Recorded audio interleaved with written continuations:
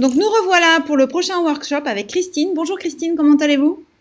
Très bien, merci. Bonjour Séverine, bonjour à vous toutes et tous qui nous écoutez. Alors, du coup, vous allez nous présenter votre workshop Se révéler pour s'envoler. Voilà, donc là, c'est le nom de ma société, Se révéler pour s'envoler. Et aussi, le nom du workshop, c'était aussi et surtout avec sérénité. Donc, en fait, la première question, avant que je vous explique ce qui va se passer maintenant, que je voudrais vous poser, c'est que si vous avez un papier, un crayon, un petit bloc-notes avec vous, c'est de vous auto-évaluer sur le niveau de votre sérénité aujourd'hui, maintenant, par rapport à la réalisation de votre projet de reconversion professionnelle. Quelle évaluation faites-vous entre 0 et 10 de votre sérénité? Une deuxième question que je vous pose tout de suite, suite à cette première, c'est également de vous noter le niveau de sérénité que vous souhaiteriez avoir entre 0 et 10 pour pouvoir réussir votre projet de reconversion. Il y a peut-être un écart entre ces deux évaluations.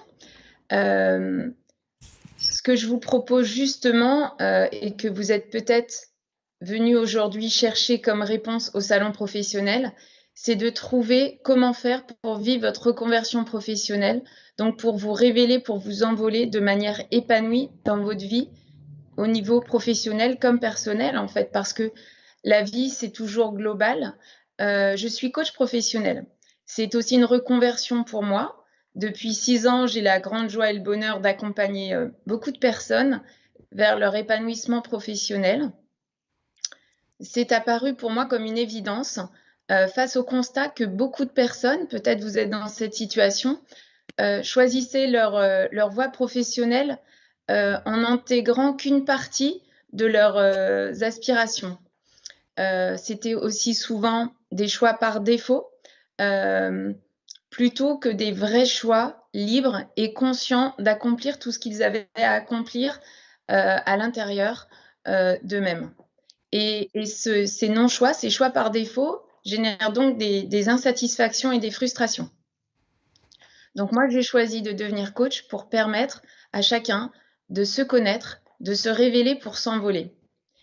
Et un aspect important pour réussir cet accomplissement de soi-même, c'est vraiment la sérénité. Alors j'ai une conviction profonde, c'est que chacun de vous, chacun d'entre vous a les bonnes réponses de ce que vous avez à accomplir. J'ai déjà pris cette image lors d'un précédent workshop, c'est un peu comme si vous étiez un gros cadeau et qu'en fait vous cherchiez les réponses à l'extérieur de vous-même alors que les réponses sont à l'intérieur de ce cadeau.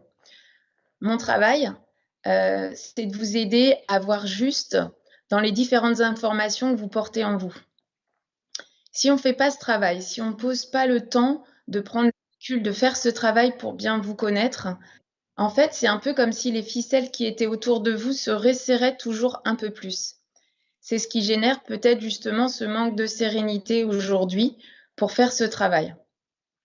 Alors, vous avez un allié très précieux en vous. Ça va peut-être vous étonner ce que je vais vous dire, mais vous avez un allié très précieux que sont vos émotions. Justement, la sérénité ou à l'inverse le stress, c'est une émotion. Pourquoi est-ce que les émotions sont un allié? Elles sont un allié parce qu'en fait, elles vous indiquent vos besoins à satisfaire. Si vous décidez aujourd'hui de vivre une reconversion, donc de changer de travail, c'est sans doute que vous avez déjà fait le constat que votre travail actuel ou vos travails précédents ne vous satisfaisaient pas, parce qu'il y avait des besoins que vous ressentiez qui n'étaient pas satisfaits. Alors on entend beaucoup, et c'est ce que j'entends souvent chez mes clients, un besoin de retrouver du sens au travail, un besoin de reconnaissance, un besoin de continuer d'apprendre, de découvrir de nouvelles choses, un besoin d'être en relation plus sereine avec les collègues, mais aussi avec soi-même. Alors, pourquoi j'ai voulu aussi aborder aujourd'hui l'importance de la sérénité pour pouvoir vivre votre conversion, c'est qu'à mon sens, il y a des étapes pardon, à suivre pour réussir vraiment votre projet professionnel. Souvent, quand on vient me voir, on m'explique à quel point on est insatisfait de son travail et de sa situation. et qu'on a déjà cherché des solutions. C'est peut-être le cas de la majeure partie d'entre vous qui m'écoutez. Vous avez cherché des solutions en regardant ce que faisaient peut-être les gens qui étaient dans votre profession, en prenant connaissance d'amis qui avaient pu rebondir et faire un nouveau choix de métier. En regardant parfois sur Facebook, c'est arrivé à des clients de regarder par rapport à leurs collègues de promo comment ils avaient pu rebondir. Or, en fait, comme je vous le disais tout à l'heure, j'ai la conviction profonde que la solution, elle est à l'intérieur. Mais pour aller chercher la bonne solution que vous portez en vous, il faut pouvoir le faire de manière très sereine. Sereine, c'est-à-dire à l'inverse d'être stressé. Car le stress va vous empêcher d'analyser les choses très factuellement, de trouver la solution juste. Il faut savoir que le stress est un syndrome d'adaptation, c'est-à-dire que c'est un déséquilibre entre ce que vous évaluez de ce que vous avez à faire, des demandes que vous avez aussi bien intérieures, la pression que vous vous mettez vous, ou extérieure. Donc, c'est l'évaluation de ce que vous imaginez devoir réussir. Et c'est un déséquilibre avec l'évaluation des moyens que vous avez pour répondre à cette attente. Quand il y a plus d'attentes, donc d'exigences, de demandes, que de moyens pour satisfaire, pour réaliser, pour réussir ces attentes, il y a un déséquilibre. Ce déséquilibre a un aspect positif puisqu'il va mobiliser beaucoup d'énergie pour pouvoir le plus possible répondre à ces attentes. Mais au bout d'un moment, quand il y a toujours un déséquilibre dans votre vie, vous vivez sous pression, c'est inconfortable, donc c'est là où vous n'êtes pas serein. Et il y a aussi un épuisement et il y a aussi une perte petit à petit de capacité du fait de cet épuisement. Ça veut dire qu'en fait, que vous avez de moins en moins accès à votre réflexion qui est au niveau du cortex, parce qu'en fait, le stress qui va prendre beaucoup de place dans vos émotions va modifier votre analyse et votre réception de la situation réelle, va aussi atténuer votre mémorisation, va modifier vos croyances de vous-même. C'est-à-dire que peut-être petit à petit, vous allez perdre conscience de vos capacités, vous allez perdre confiance en vous. Or, en fait, quand on fait une reconversion professionnelle, pour faire le bon choix, on a besoin de savoir, d'une part, quels sont vos besoins, mais également, vous avez besoin de savoir quels sont vos moyens, quelles sont vos compétences aussi bien techniques que transférables. Donc ça, ce sont vos savoir-faire. Vous avez aussi besoin de prendre conscience de vos aptitudes privilégiées, c'est-à-dire vos atouts dans la vie qui vont faire que vous pourrez vous adapter à beaucoup de situations et vos atouts privilégiés de le faire même avec joie et plaisir. On va même aussi parler de vos talents. Et quand en fait on est dans une situation de stress, ça a vraiment un impact très fort sur la confiance que vous avez en vous, dans vos capacités. Donc plus vous êtes stressé, plus la conscience de vos capacités s'améliore et plus ça accroît le stress.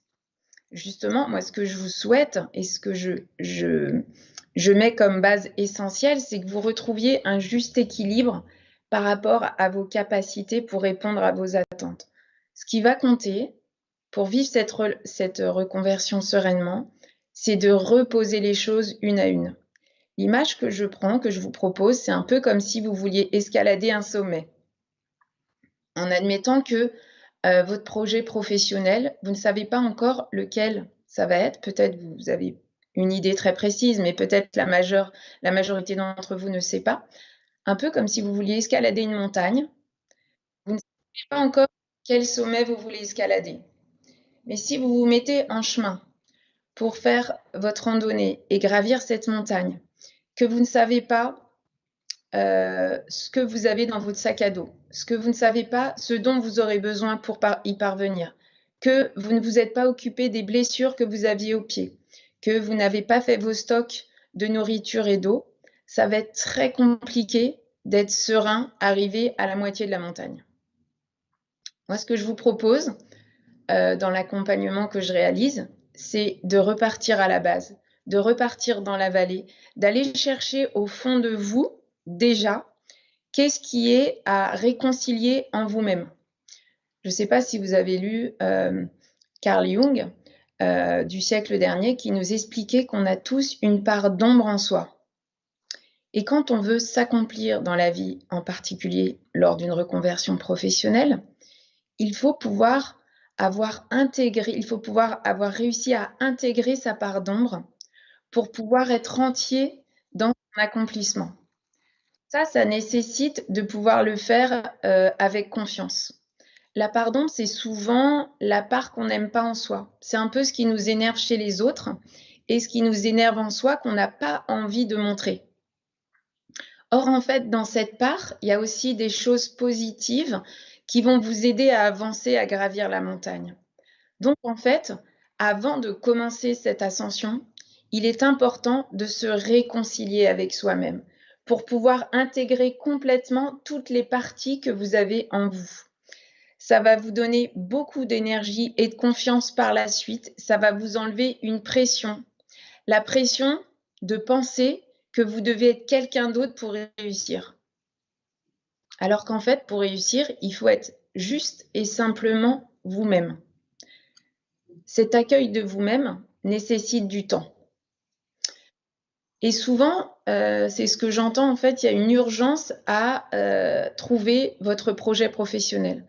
Un peu comme si, à tel ou tel âge de la vie, il fallait absolument réussir maintenant. Vous allez réussir à condition de prendre le temps de préparer votre sac à dos pour cette ascension.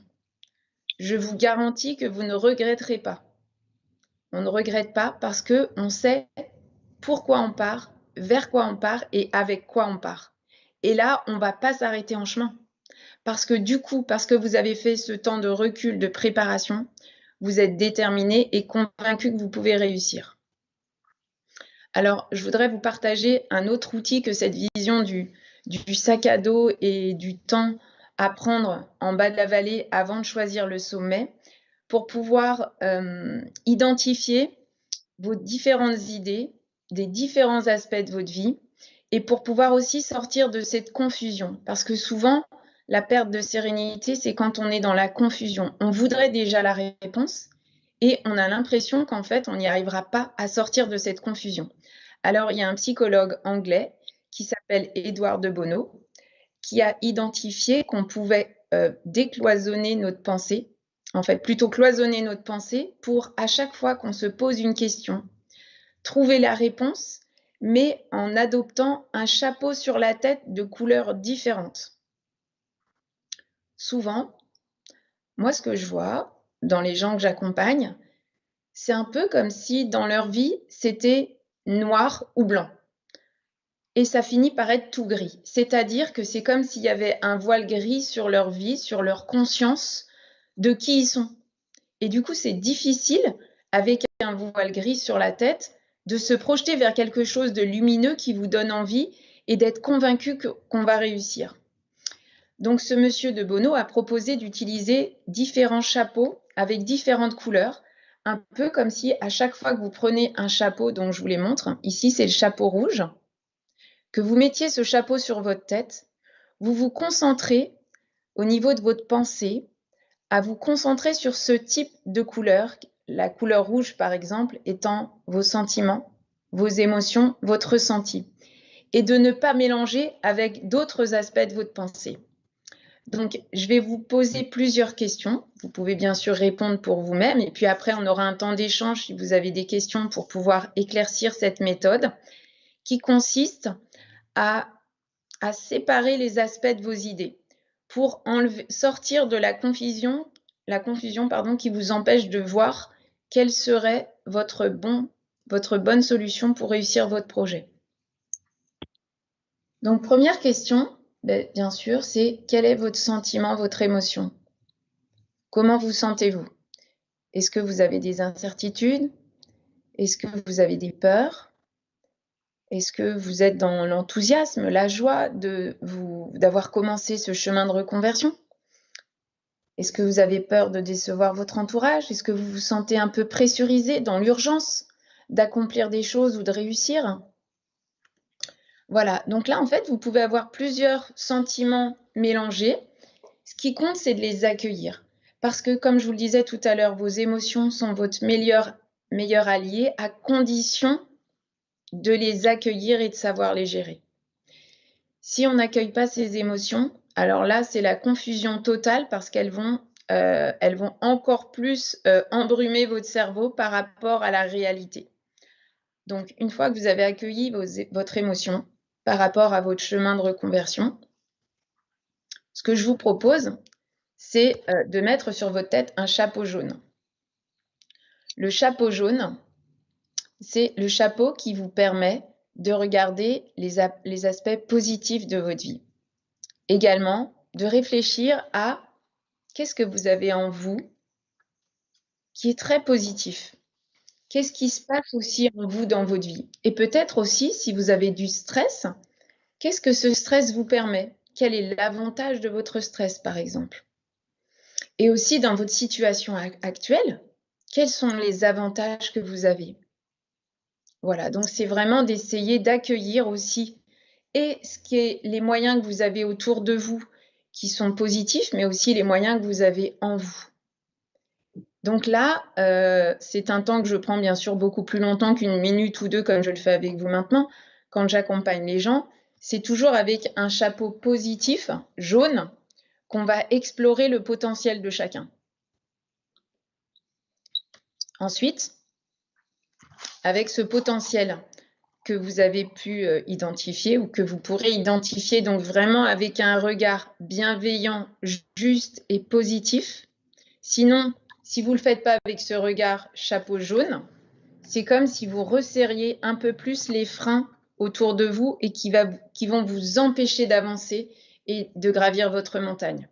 Donc, c'est vraiment qu'avec un aspect positif, optimiste, qu'on peut explorer son potentiel. Ensuite, quand on a exploré son potentiel, il s'agit de se coiffer d'un chapeau vert. Le chapeau vert, c'est la créativité, c'est l'innovation. C'est le fait de se dire, maintenant, avec mon potentiel, tout est possible. Alors, avec ce que j'ai découvert de moi, qu'est-ce qui serait possible? Et là, on se met surtout pas d'obstacles et de freins. On imagine tout ce qui nous attire, tout ce qu'on aurait envie de faire, tout ce qui serait imaginable. C'est le moment de rêver et d'imaginer que tout est possible. Vous pouvez laisser venir vos idées, les noter.